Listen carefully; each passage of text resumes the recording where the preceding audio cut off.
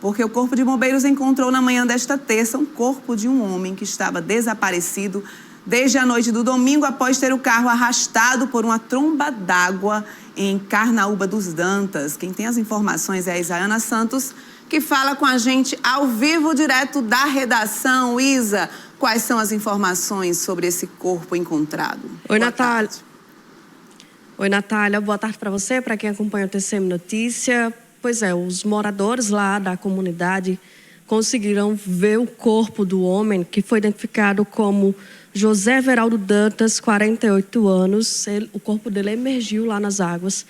A população acionou o Corpo de Bombeiros, que em seguida acionou também o ITEP, né? A família, inclusive, desse homem esteve lá no local e confirmou a identidade dele. Já a mulher dele continua desaparecida.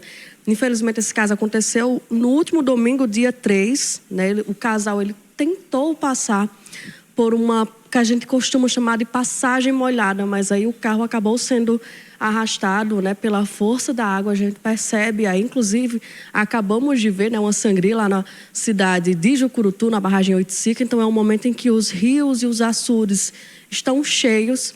E, infelizmente, aconteceu essa situação, né? O carro ele acabou sendo arrastado pela força da água e, até então, o corpo deles dois, do casal, estava desaparecido. E, na manhã desta terça-feira, ele foi encontrado pelo Corpo de Bombeiros. O caso aconteceu, como eu falei, lá no último domingo, né? O carro foi arrastado cerca de 40... Ou melhor, o carro foi encontrado cerca de 40 minutos depois dele ter sido arrastado, percorreu cerca de 1,5 quilômetro.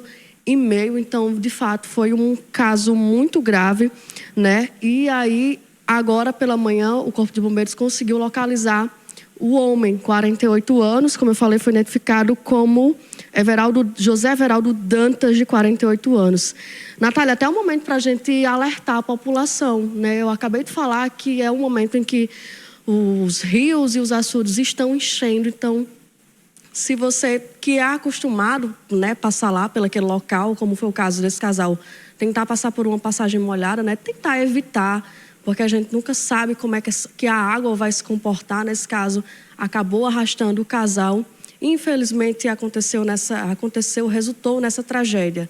O corpo do homem já foi encontrado, mas o corpo da companheira dele continua desaparecido. Eu volto com você.